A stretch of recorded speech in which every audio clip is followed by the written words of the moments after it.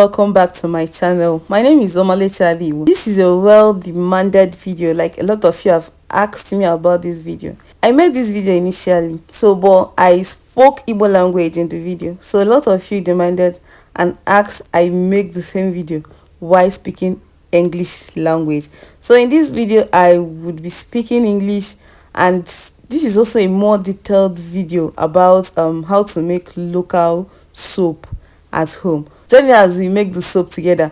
Before burning it, make sure it is well dried, like well dried. There's no atom of water in it. It would enable it to burn well. After burning it to ashes, then you pack in the ashes after it might have get cold.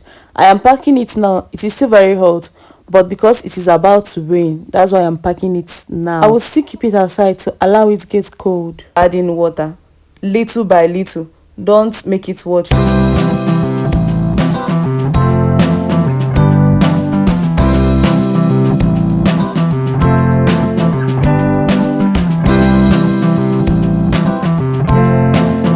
Sieve it out very well, just like you see me doing in the video.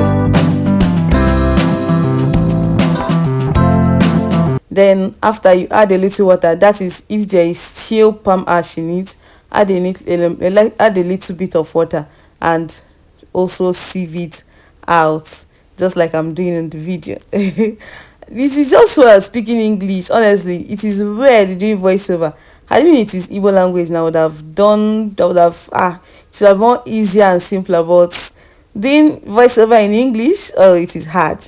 So after that, the water in the bucket, you place in your pots, then add in the water, the sieved water, the palm ash water. So you allow it to boil. Allow it to boil down very, very well. Allow it to boil down to some extent. When it remains little, you add your oil, your palm oil. It's not necessarily palm oil. You can add your PK oil, that's your palm kernel oil. You can as well add any oil you have, but most time the best which is used in doing it is palm oil. But in a situation whereby palm oil is not much, you can incorporate it with your PK oil.